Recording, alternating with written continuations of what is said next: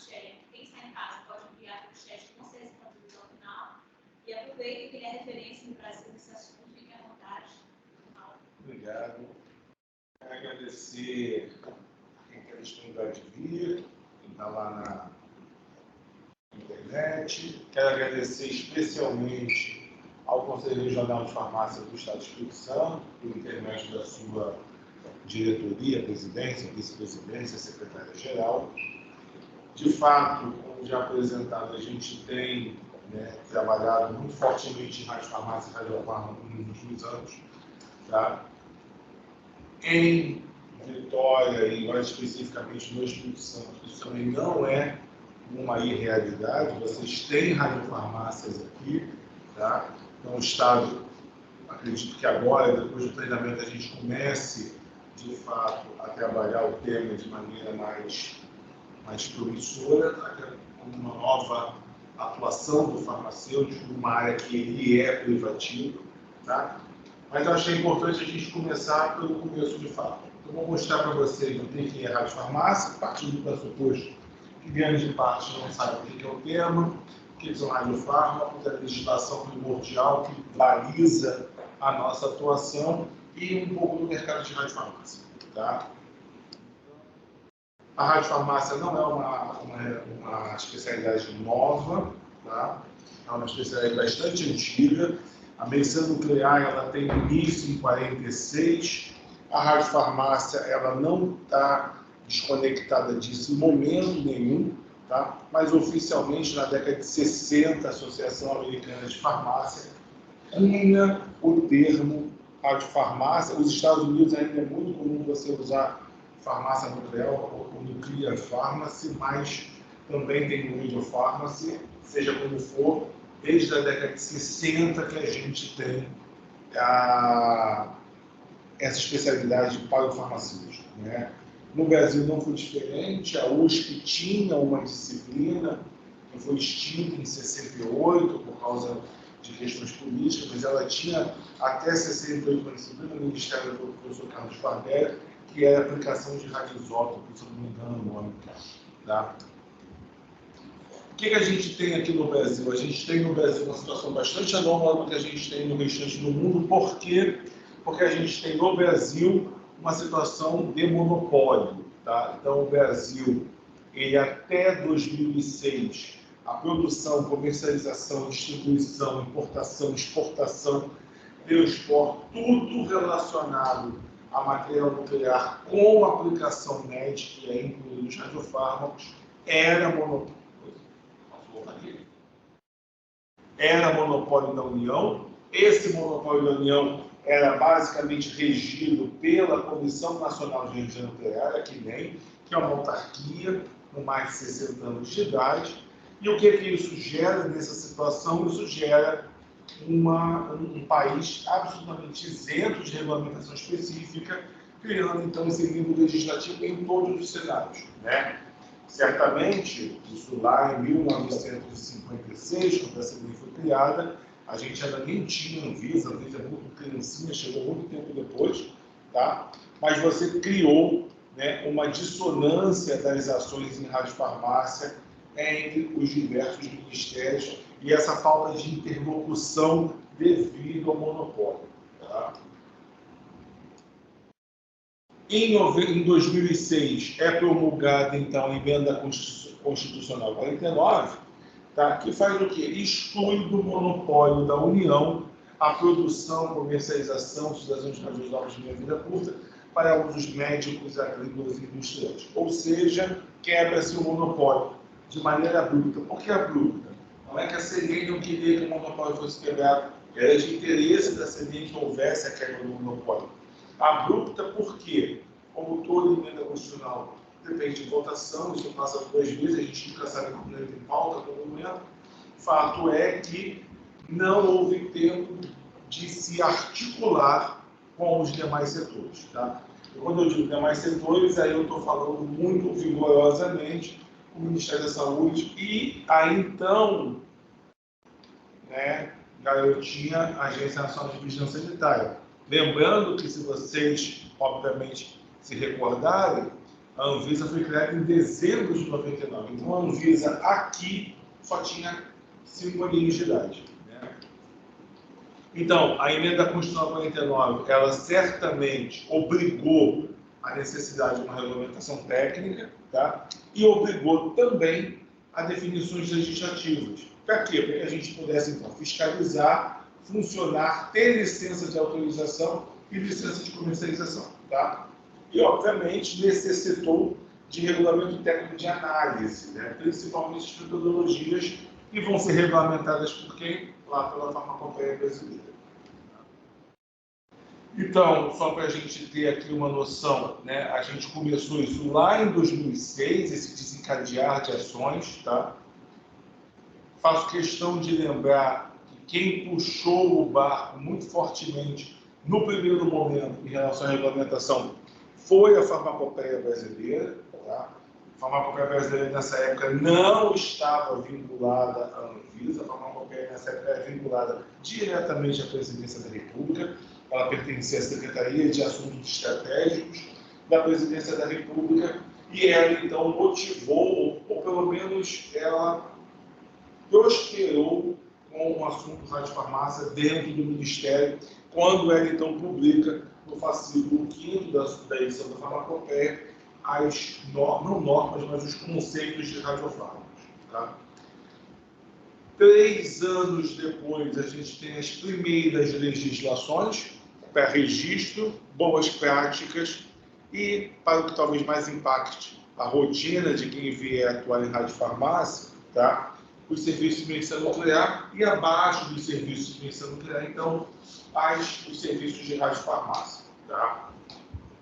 A RDC 63 e a RDC 64 já foi substituída recentemente pela 728, vou mostrar, mas acho que é 728 de 2022. Em contrapartida, a RDC 38 continua ainda em vigor. Tá?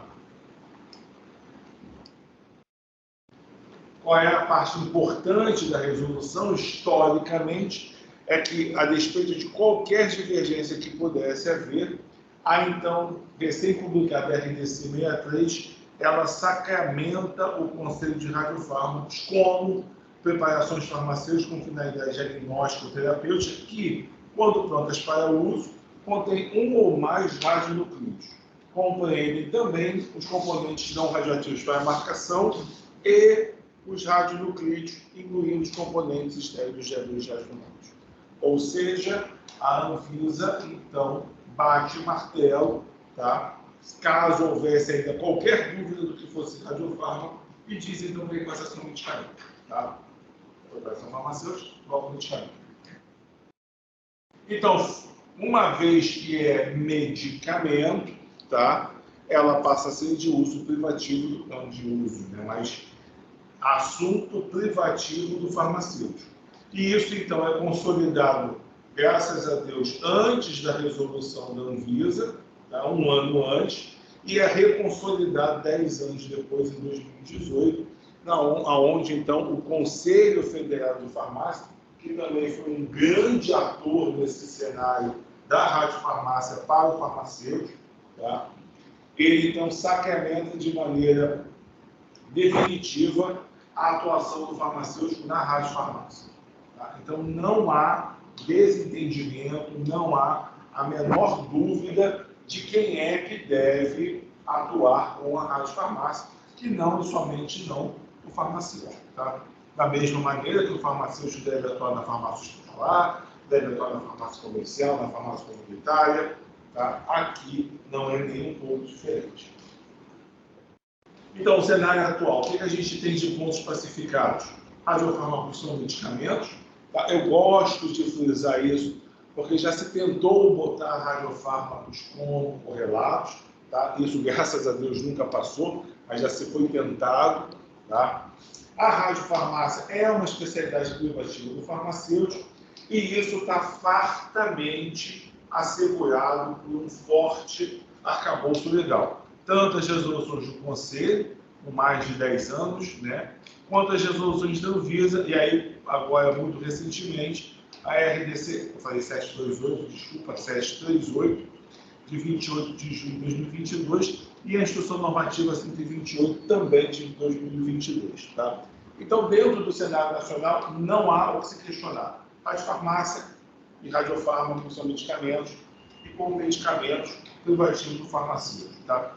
Isso aqui foram anos de luta, tá? Lutas do Conselho Federal, lutas da farmacopeia, lutas do Ministério, foram anos de luta até que a gente conseguisse, então, a indubitável certeza desse setor. Mas e o que são radiofármacos? Né? A gente tem falado que o ok é para o farmacêutico, ok, está tudo regulamentar, está certinho, mas o que são radiofármacos? Radiofármacos nada mais são, então, como a gente já sabe, são medicamentos radioativos. E como é que se compõe um radiofármaco na sua grande maioria? Você tem um elemento radioativo, desculpa que eu mantive em inglês, mas na próxima vez eu vou botar em português que é mais fácil. Tá? Então você tem um elemento radioativo, tá? Esse elemento radioativo ele pode emitir diversas radiações, ele pode ser alfa, beta ou gama, e isso, cada uma dessas, né? Cada uma dessas emissões vai dotar esse radiofármaco de um tipo de habilidade, ou ele vai ser para diagnóstico, ou ele vai ser para terapia, ou ele vai ser para terapia mais forte, mas cada emissão tem a sua especificidade de uso, tá? Aí você tem, então, o elemento radioativo. Esse elemento, então, é ancorado numa molécula orgânica qualquer. Essa molécula pode ser qualquer coisa, tá? Pode ser um anticorpo monoclonal, pode ser um peptídeo, pode ser um composto de síntese orgânica, pode ser um álcool, pode ser uma acetona. Aqui é uma infinidade de moléculas-alvo que você pode colocar, tá? E o que eu vou botar aqui? Eu vou botar aqui a depender do que eu quero atacar. Então, um exemplo, tá? Se eu quero atacar, né, células que superexpressam algum tipo de proteína, então eu vou botar aqui o quê? Um antígeno ou um anticorpo monoclonal específico daquela proteína, tá? Se eu quero alcançar aqui uma célula que está em processo inflamatório, então eu posso radiomarcar aqui o quê? Um anti-inflamatório, como um diclofenaco, ou um anti-inflamatório que a gente tem como cetoconazol, por aí, cetoconazol não, desculpa, cetoprofeno e por aí vai, tá? E aí, isso daqui, acoplado ao meu material, ele vai fazer o quê? Vai dar um direcionamento. Então, isso aqui leva o meu material radioativo para onde eu quero que ele dê, para onde eu quero que ele vá. E lá, a depender do que eu tenho aqui, eu então vou ter o efeito ou diagnóstico ou terapêutico. Tá? E como que esses radiofármacos são produzidos? Tá? Eles podem ser produzidos de algumas formas. Nós temos duas primordiais aqui no Brasil. Ele pode ser produzido via acelerador de partículas. Isso aqui é um grande acelerador de partículas que a gente tem. Tá? Só que nada mais é do que são dois grandíssimos ímãs. E aqui você pode gerar, a depender desse acelerador, né? Você pode gerar ou elétrons, ou prótons, ou nêutrons, que então vão ser dotados de velocidade, e aí vão se chocar lá no porta-alvo para então formar o material radioativo que é do interesse. Tá? Uma outra forma de eu produzir radiofármacos é via reator nuclear. Tá?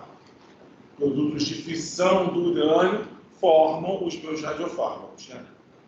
Eu estou falando de radiofármaco, mas na verdade vai formar o radionuclídeo com o qual eu vou dar aqui na minha molécula, tá? Para formar, então,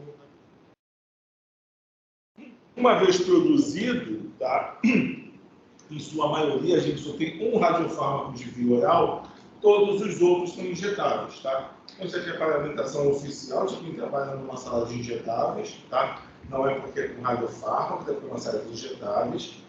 E aí, o que a gente tem aqui? A gente tem aqui o que a gente chama de sala quente ou hot cell, vai depender da nomenclatura onde você vier trabalhar.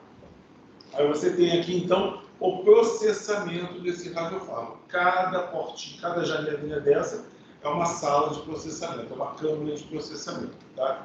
E aí ali eu vou processar para fazer o quê? Pegar esse radionuclídeo e acoplar, então, essa minha molécula usando qualquer rota sintética. Tá? para a gente não expor o operador, o que a gente faz? A gente, na maioria das vezes, usa método semiautomático. Está lá, isso aqui tudo é blindado, né, com chumbo, inclusive o vidro é um vidro chumbado, né, com grífero, e aí você manipula lá dentro com auxílio dessas garrazinhas mecânicas. Então você está totalmente protegido da radiação, enquanto você faz o material radioativo e o radiofármaco vai ser então expedido e fazer o controle de qualidade. Tá?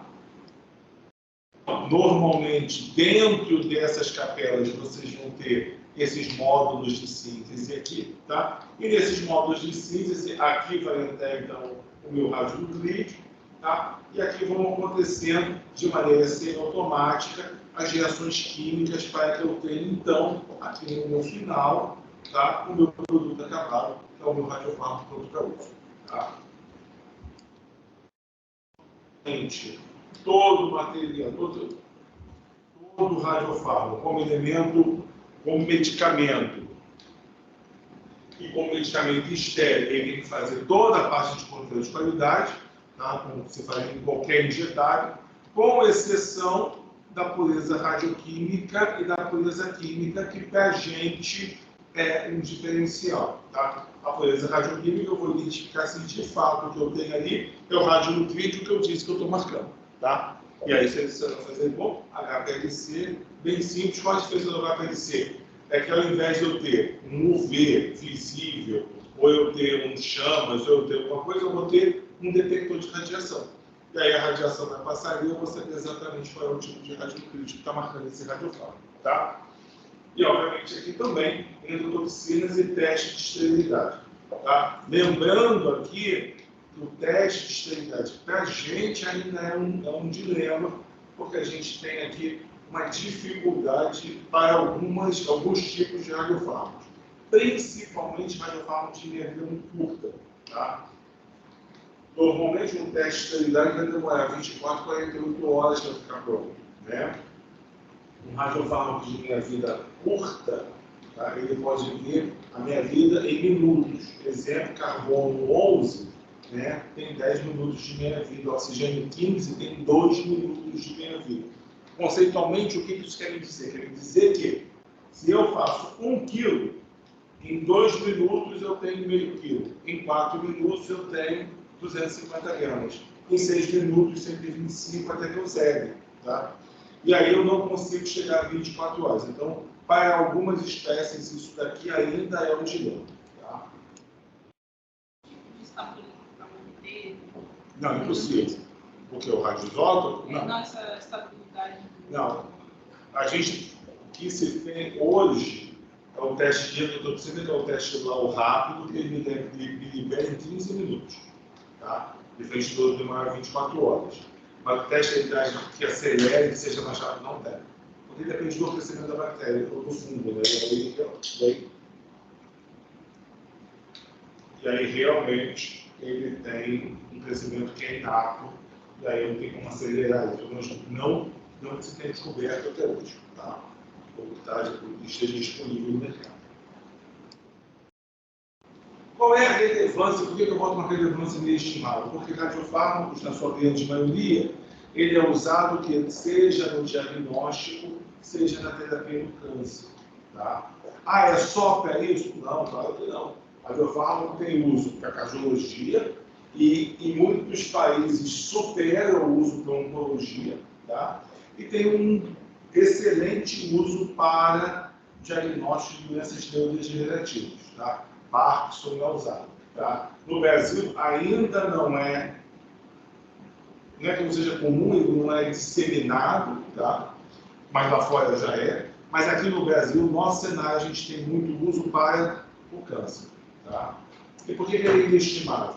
Porque ele é a técnica mais avançada que nós temos em termos de sensibilidade, em termos de projeção do laboratório para o uso em humanos. Tá? Então, se eu pego aqui o resultado que eu tenho em animal, eu tenho com muita precisão o mesmo resultado em humanos. Então, eu consigo fazer o que eu consigo transladar esse conhecimento de animal para humano de maneira muito rápida. O que faz com que eu faça o quê? Eu tenha a produção de um medicamento de maneira mais séria. Muito mais acelerada, muito mais rápida do que as rotas convencionais para novas moléculas que dependem de uma escalabilidade maior, e isso de fato por horas demora. Tá? Então aqui nós temos, para vocês terem uma ideia, né, em relação à ressonância magnética, que está aqui em 10 a pegar a ressonância espectroscópica magnética, não as marcas que a gente não tem, mas é convencional, está aqui 10 a 5, né, 10 a 4, e aqui eu estou quase 10 a 15, né, 10 a 13, 10 a 14. Ou seja, ele é 3, 4 vezes mais sensível, né, do que as técnicas que a gente tem disponível. E olha que eu nem botei tomografia computadorizada, nem botei raio-x. Tá?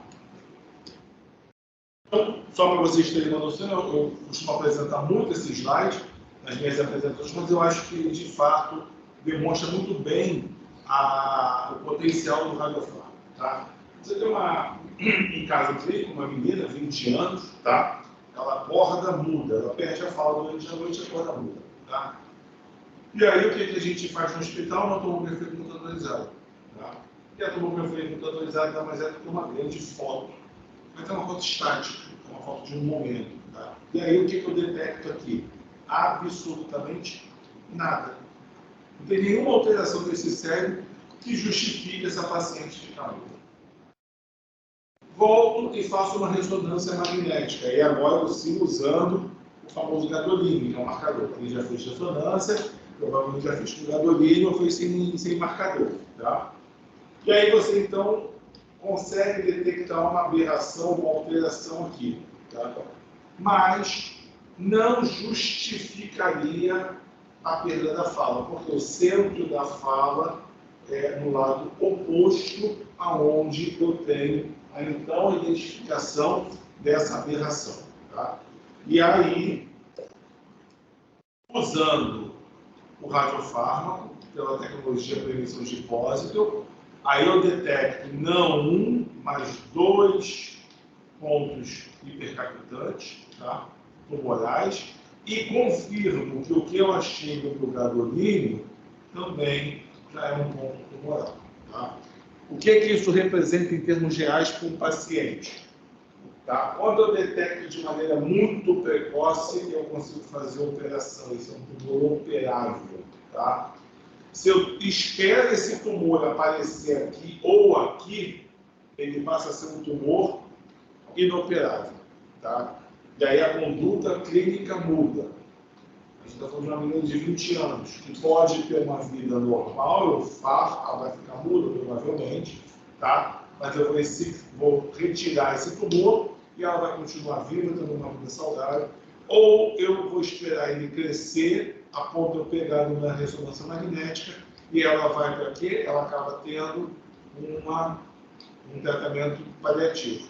Eu não consigo operar, esse tumor só vai crescer e ela vai a óbito. Tá? Hoje, não existe nada que faça esse diagnóstico que não seja por meio de radiofármaco. Nada. Tá? Que se você não tiver acesso, você vai esperar e você vai ficar na situação e é a pior. Então, os radiofármacos têm, no diagnóstico, o maior poder preditivo, ou pelo menos o maior poder de precocidade de diagnóstico que a gente tem disponível hoje no mundo. Tá? Consegue ser bem específico e muito sensível. Muito sensível. Tratamento tumoral, o que a gente tem hoje? Tá? Então, você tem aqui um paciente clássico, um paciente com câncer metastático pós-recepção de câncer de próstata. Tá? Aqui não, aqui é rim. Então, você vê um monte de metástase óssea. Esse paciente está bem debilitado, é um paciente que já sente muita dor, normalmente já está acamado, ele está muito debilitado. Tá? E aí a terapia que nós tínhamos disponível até 2017, tá? Não permitia que a gente fizesse muita coisa. Nesse paciente aqui você pode fazer tudo. Você pode fazer quimioterapia, você pode fazer imunoterapia, você pode dar quantos anticorpos você quiser, dificilmente você reverte esse paciente. Tá?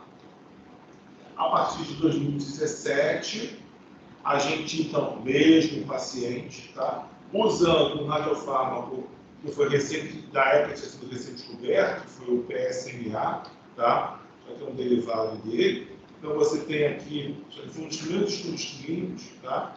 Então, em dezembro de 2014, se aplicou uma quantidade bastante baixa, tá? Desculpa, PSMA, bastante baixa, marcado como lutécio. O lutécio é um radiofármaco beta, ele é um radiofármaco terapêutico, potentemente terapêutico, tá? E aí você pega esse paciente, aplica essa droga não causa enjoo, essa droga não causa perda de cabelo, essa droga não causa dor, não causa nada, tá? A vida segue, e aí você refaz o teste de ressonância para saber como é que de tomografia por emissão de voz para saber como é que esse paciente está, tá? Desculpa. Em fevereiro eu reaplico a mesma dose, então aplico uma dose em dezembro, reaplico em fevereiro, tá?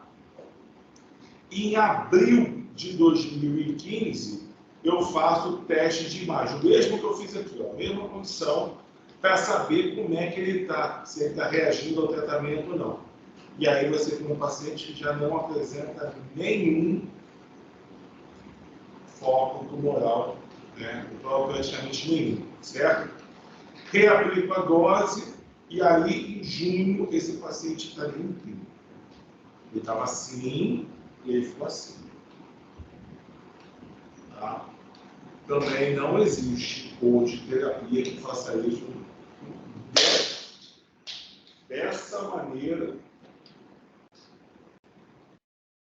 Dessa maneira não existe nenhuma quimioterapia, não existe nada. Tá? Só quem faz isso são radiofármacos. E por isso, radiofármacos está no spotlight mundial, e é importante por causa disso, mas primordialmente porque há uma grande quantidade de novos radioisótopos vindo, tá? Mais potentes, mais específicos, melhores, e que podem sim mudar condutas clínicas, e primordialmente, tá? Pode melhorar a qualidade de vida do paciente. Tá? E, consequentemente, da família. Um paciente oncológico assim, ele demanda muita atenção. Né? Quem já teve paciente um parente, um colega do câncer, sabe como é que é difícil. Né? Porque não é só a dor, é o enjoo, é o acamamento, é a depressão, é todo esse processo. O paciente assim, ele está andando, ele volta a ter autonomia. Tá? Então, hoje, no mundo, somente os radiofármacos são capazes. Só que eu faço um alerta, tá? Porque já tem uso veterinário de radiofármacos. Há alguns anos já tem uso veterinário. Tá? E talvez também seja um caminho para o farmacêutico atuar. Tá? Continua sendo medicamento, embora o Conselho Federal de Farmácia e os medicamentos veterinários não sejam privativos do farmacêutico, tá? Mas talvez o uso do radiofármaco como medicamento radioativo com tanta exclusividade de uso, tá? Talvez possa ser uma porta para que comecemos a enxergar a clínica veterinária como um nicho importante para a farmácia. Tá? Em relação ao mercado, tá? O que a gente tem de mercado?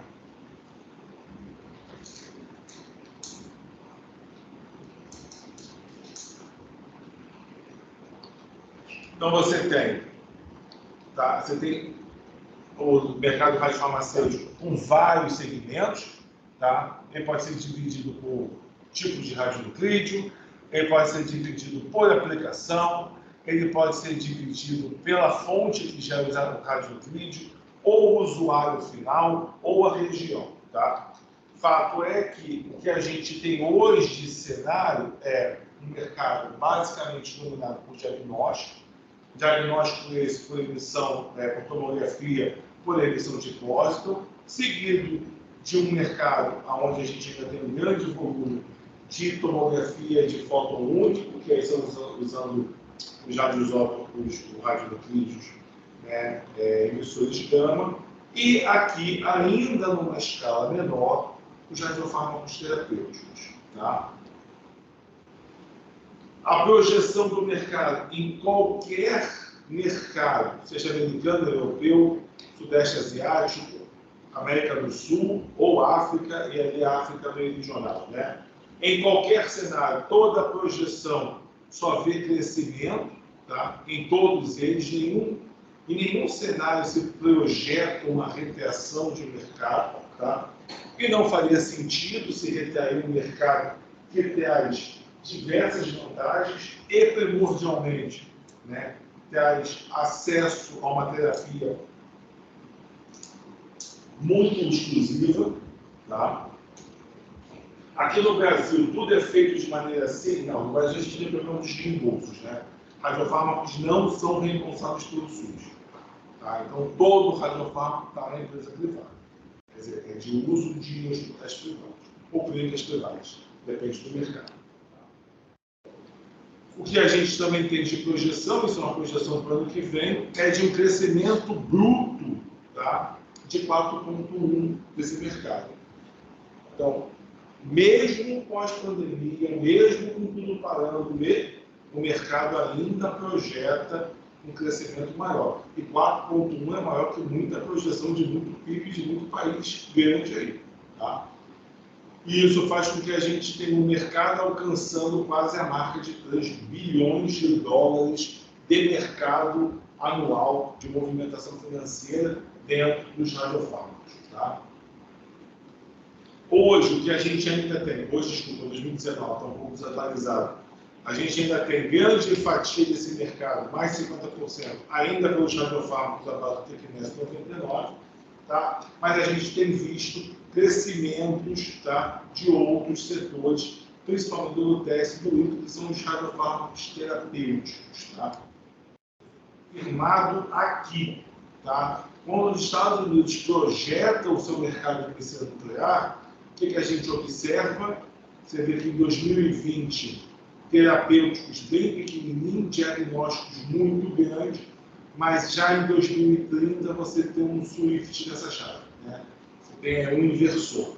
E o que se projeta? Se projeta um mercado de diagnóstico e terapêuticos pau a pau, meio a meio. Tá?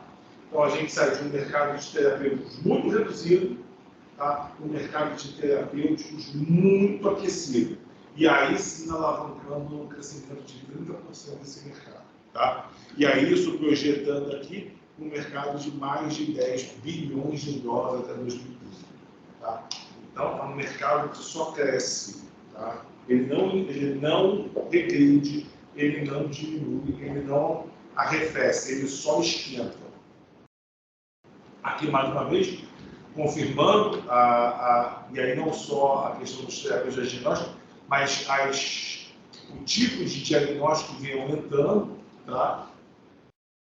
Aqui eu trouxe para a gente saber quais são as principais empresas desse setor. Né? Nós temos a Bayer. A Bayer hoje é a grande líder de mercado de radiofármacos terapêuticos. Tá? Ela é a que domina o mercado, seguido da GE, tem a Cardinal Health, tem a Brapa, a Lantus. Aqui no Brasil a gente tem a R2BR, a gente tem Grupo RPH e por aí vai. São mercados grandes, tá? Com possibilidade grande de expansão. E aí, vai falar desse daqui, tá? Você pode ver que o grande dominante do mercado ainda é a América do Norte. Isso aqui é uma análise do ano passado, não achei mais recente. A América do Norte é a grande dominante do mercado, tá? Seguida da Europa. A Ásia, a despeito da China ter investido brutalmente, ainda é um continente muito gigante, países muito próximos não investiram nada, isso obviamente acarreta uma diminuição desse mercado, mas a China tem crescido virtualmente muita coisa. Tá? E aí você tem aqui a África do Sul, tá, com o Brasil sendo representativo aí entre 2,5% a 3,5% desse mercado. Então, o Brasil ainda é uma liderança. Na América do Sul, o Brasil é uma liderança indiscutível, sendo quase 80% desse mercado, dividido entre o Brasil e a Argentina. Tá? Então, Tá? O que eu mostro para vocês? Eu acho que termina o que eu trago para vocês nessas apresentações? O que escrever para vocês nessas apresentações? Que o mercado não desista, o mercado só infla. Tá? E o mercado inflado, ele faz pela necessidade de mão de obra qualificada. Tá?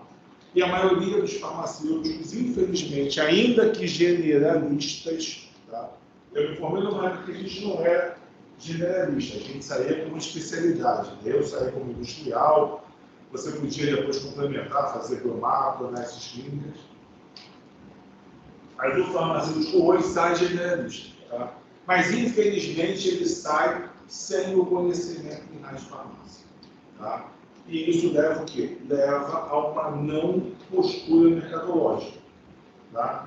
Tem um farmacêutico que ainda está muito preso no eixo farmácia comercial, farmácia comunitária, né? E farmácia hospitalar. E, obviamente, isso aqui tem um gargalo, isso aqui tem uma saturação, principalmente agora com esse monte de curso EAD, essas facilidades que têm acontecido. Tá? E aí você tem nichos que ainda você tem pouca gente, que obviamente precisa de uma qualificação, precisa de uma adequação acadêmica para atuar, mas que pode representar um diferencial de salário, um diferencial de aprendizado, e de fato pode tirar você do lugar comum e levar você para um lugar que você talvez nem soubesse que existia e que ali você se encontra. Né? E pode ser muito legal. Então, eu trago sempre a questão da formação. Tá? Isso é prioritariamente uma função das universidades. Particularmente, estas universidades têm cumprido mal o seu papel de formar, não formar mal farmacêuticos, de formar farmacêuticos generalistas sem serem generalistas. Acho que falta muito para o farmacêutico, de fato, sair apto a atuar em todas as áreas que ele é capaz de atuar. Tá? E isso faz o quê? Isso faz com que ele saia com uma visão muito pequena de mercado. Então, ele sai sempre, todos saem sempre querendo fazer o que todo mundo faz. Então, ele olha muito para o centro, mas esquece as bordas. E, às vezes, as bordas têm coisas absolutamente sensacionais. Tá? Só para vocês terem uma ideia, aqui no estado do Espírito Santo, vocês têm 12 radiofarmácias, tá? Em operação. E eu não acredito que, não sei se tem algum farmacêutico nela, não sei quem está, mas, né, são 12. E eu tenho certeza que grande parte da audiência, como daqui, como virtual, não saber nem que vocês tinham, e tem. E tem desde a mais antiga, eu acho que é da década de 80. Tá? São muitos anos que se tem aqui. Então, o que eu faço aqui é um alerta, tá? Principalmente para quem está sendo informado, para quem está procurando uma nova opção, quem está pensando em fazer outra coisa. Existem rotas, existem caminhos novos. Né? Não eram para ser novos, mas ainda se apresentam como novos, mas existem essas oportunidades ainda. Tá?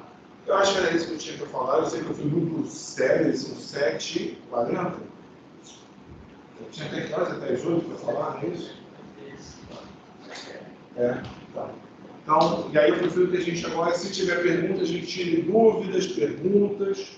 Se especializar nessa direção de radiofarmácia, Então, uma pós-graduação ou de... Não, você tem que fazer a pós-graduação em radiofarmácia. Tá? Ou um curso livre em radiofarmácia. Tá? O Conselho Regional de Farmácia do Rio tem o curso livre, o Instituto de Engenharia Nuclear, também do Rio de Janeiro, também faz um curso livre, é um curso teórico, prático. Tá? A nossa visão não tem como eu liberar um farmacêutico para atuar em radiofarmácia sem que você faça um treinamento prático. Tá? E, obviamente, um sólido conteúdo teórico e um treinamento prático para você entender de fato quais são os meandros para você trabalhar com material radioativo. Né? Como é que eu faço, como é que eu carrego, como é que eu trabalho numa glove box, como é que eu trabalho no fluxo laminar, que tem um preparo para proteção da radiação. Eu acho que isso tudo é importante. Então, no Rio, nós temos essas duas modalidades de curso. Tá? Quer dizer, são 2 cursos em 2 órgãos, ou da Comissão Nacional de Engenharia Nuclear, por meio do Instituto de Engenharia Nuclear, ou do Conselho Regional de Farmácia. Tá? Todos eles são anuais. Tá? O Conselho é gratuito, o da CENEM, eu não faço ideia se ela está cobrando. Tá? Mas o Conselho é gratuito. Oi? Presencial. Presencial. Não tem como. Não tem como. Nossa, como aqui tem 12, poderia ter uma... Depende da diretoria de vocês. É uma questão, cada conselho regional, ele se organiza. Tá? Eu acho importante que se treine profissionais aqui para a reserva de mercado. Eu acho que tem que ter farmacêutico habilitado a trabalhar com mais farmácia. Com certeza a demanda não vai... A demanda não vai diminuir, a demanda só vai aumentar.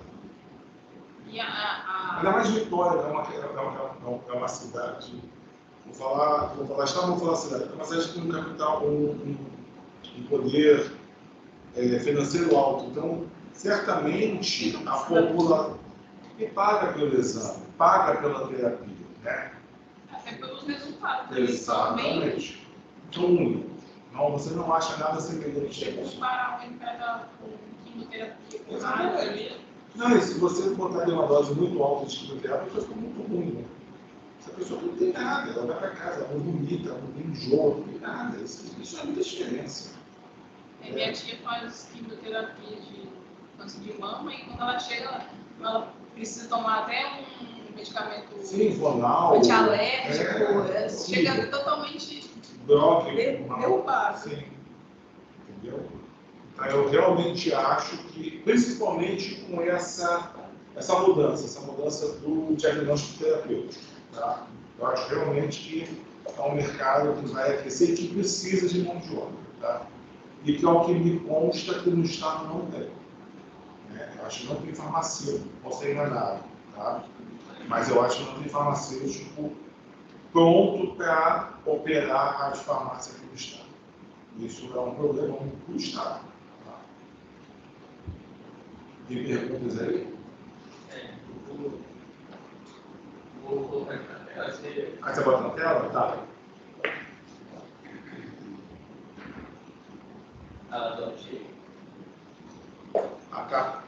Pedro perguntou, a capela de radiofarmácia é similar à capela da animação do Bora? É a mesma capela, tá? O que normalmente vai diferenciar, Pedro, é a questão da blindagem, tá? A capela, oficialmente, a capela, para você manipular na radiofarmácia, ela tem uma blindagem de chumbo, o que não é requerido para a capela oncológica, tá? Existem riscos grandes trabalhando como farmacêutico nessa área de ser contaminado? Risco existe em qualquer lugar. Um leigo, você pode pegar uma chance de sem o risco existe. Da mesma maneira que você pode se contaminar quando você está fazendo ali a diluição da quimioterapia. Tá? QT também vaso, QT queima, QT machuca, é a mesma coisa. Mas a técnica, a destreza e há, obviamente, maneiras de você lidar com a contaminação igual você tem com qualquer contaminante. Tá? O tratamento é regulamentado pela ANS para o operador de saúde ou somente particular? Somente particular. Quem me perguntou, Fabíola. Só particular, Fabíola. A ANS ainda não regulamentou o termo. Estou fazendo uma pós-graduação em radiofarmácia e modalidade de AD. Essa modalidade é válida para a atuação na área? É válida dependendo da carga horária. Você tem que prestar atenção na sua carga horária, tá? E se o conselho vai aceitar. Agora, eu particularmente acho, Jefferson, que você não sai capacitado para manipular radiofármaco somente AD. Você precisa de um aprendizado prático. Você precisa passar por uma radiofarmácia, ver como é que é um frasco, saber como é que é um gerador, eluir, tá? Fazer o cálculo lá. Eu acho que você precisa de um curso teórico, de um curso prático, tá? E veja isso, porque na minha visão eu acho que é uma falha na sua formação. Mas a gente destaque. Acredita que algum dia estará no SUS? Acredito, Miguel. Acredito sim, tá? Só que para isso a gente precisa ter uma atuação mais firme lá no próprio SUS. Tá? A gente precisa que aquela câmara, uma câmara de avaliação de novas tecnologias, ela precisa ser mais séria. Tá? E ela é muito emperrada. Mas acredito, eu não vejo com impossibilidade não. Alguma facilidade para quem trabalha em manipulação oncológica? Como assim alguma facilidade? Quem já faz um oncológico vai ter facilidade com radiofármaco? É isso, Fabio? Se for isso, se você tem destreza com a manipulação, você vai ter destreza com qualquer manipulação. Mas são coisas absolutamente distintas, tá? Aqui tem idiosincrasias, tem situações muito... A QT tem as suas peculiaridades e a radiofarmácia tem as suas, tá? E, obviamente, é por isso que eu bato muito pé, eu falei até com o Jefferson anteriormente, o treinamento prático é fundamental. Como poderia ter esta conexão? Entendi. Como poderia ter esta conexão com a radiofarmácia para ter experiência prática? É possível conseguir isso aqui no nosso estado? É possível conseguir. Na minha visão, é possível, tá? Vocês têm mais de 10 serviços de radiofarmácia. Eu acho que não é impossível que o Conselho possa, assim como a gente no Rio fez, tá? Fazer, não chega nem a ser um convênio, é só uma colaboração, onde a gente, então, deu treinamento nessa radiofarmácia. Eu não vejo dificuldade, não. Eu, particularmente, não vejo, mas, volto a dizer, estou me baseando na experiência do Rio, tá?